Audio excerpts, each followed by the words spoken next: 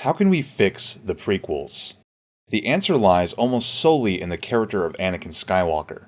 The problem with the good kid turned bad tragedy is that it doesn't fit Darth Vader's persona, who is a no-nonsense crusader who sees even his own men as disposable. He enforces his rule by any means necessary, and proves his right to rule with his supernatural force powers. He's a true believer of the dark side. He's clearly not the tragic figure who is tricked into obedience. But how do we make Anakin in the prequels fit that persona?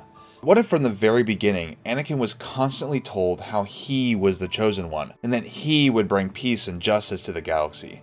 Anakin is exceptionally gifted, and when Obi-Wan discovers him living with his mother and brother Owen on Tatooine, he quickly convinces Anakin to come with him and become a Jedi, that he's destined for great things. And Anakin actually proves himself again and again, reinforcing the Chosen One prophecy. Anakin's piloting skills become legendary in their own time. He becomes known as the Skywalker. And Anakin starts to really believe that he's some kind of savior, a gift from the Force to the galaxy. He's tasted power and it's very attractive to him. He's become something of a celebrity among the Jedi, and he's popular with the girls too, particularly a certain senator, Padme of Alderaan. All the while, galactic peace is threatened when thousands of star systems are seceding from the ancient and ultimately failing Republic. They attempt to create a reformed system free of the bloated, corrupt government of the Republic. This new confederacy of independent systems is rapidly pulling favor from more disgruntled Republic territories. Some skirmishes are even breaking out between Republic forces and territories that haven't yet formally seceded. Protests become violent, and the entire Republic is in jeopardy of collapse. And Anakin is afraid that the galaxy will soon descend into chaos if the Separatist movement isn't stopped.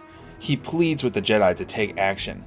After all, peacekeeping is what the Jedi do best, but the Council won't take action.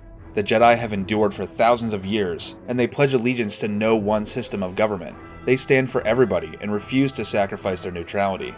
Chancellor Palpatine has long foreseen this collapse, and just like in the prequels we know, he would have been pulling the strings all along, and of course secretly preparing the clone army to combat the Separatists. But he lacks that crucial final tipping point. Enter Anakin Skywalker.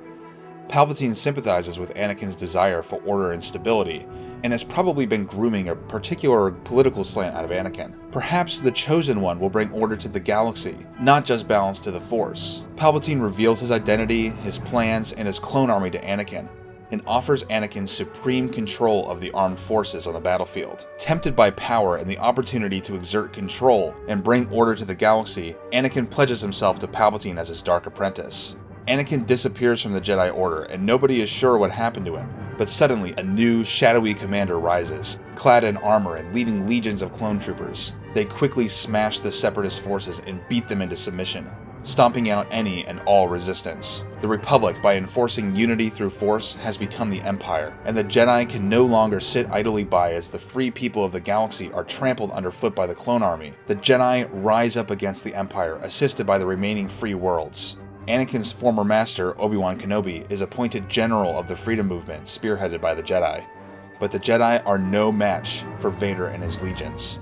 Vader is a fearsome opponent, half machine after a year of bloody conflict has left him battle-scarred, but stronger than ever.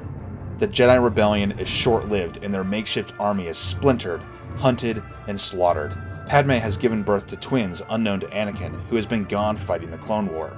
Padme is now fleeing the Empire with Obi-Wan.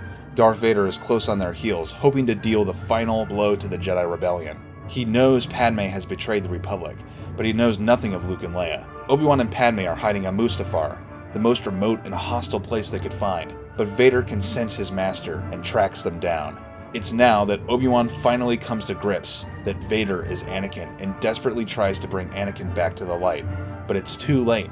Anakin has been consumed by Vader with the mission to bring order and peace to the galaxy, and Obi-Wan is an obstacle to that peace. He must be destroyed. Obi-Wan barely manages to defeat Vader, but Vader's fate is uncertain. The Empire's army is approaching, and quickly, Obi-Wan must take action. Obi-Wan and Padme split up to increase their odds of survival. Obi-Wan takes Luke and heads to the Outer Rim. Padme takes Leia and seeks out her most powerful ally, Prince Bail of Alderaan. All the continuity of the original trilogy is preserved. Leia remembers her real mother. Anakin hunted down and destroyed the Jedi, and now even Owen is perfectly justified in not liking Obi-Wan or Anakin. Owen's brother was stolen from him by Obi-Wan.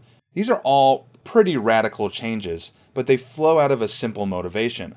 All we had to do was conceive of an Anakin Skywalker who was more like Darth Vader. Somebody who believed he was right, and really honestly thought he was doing the right thing for the galaxy. The rest kind of just falls into place. So how do you think the prequels should have gone? Or are they fine the way they are? Or maybe some less radical changes can make huge differences. These were just the ones I thought up. I'd love to hear your ideas. And if this is your first time here, make sure to subscribe so you don't miss any of my weekly videos.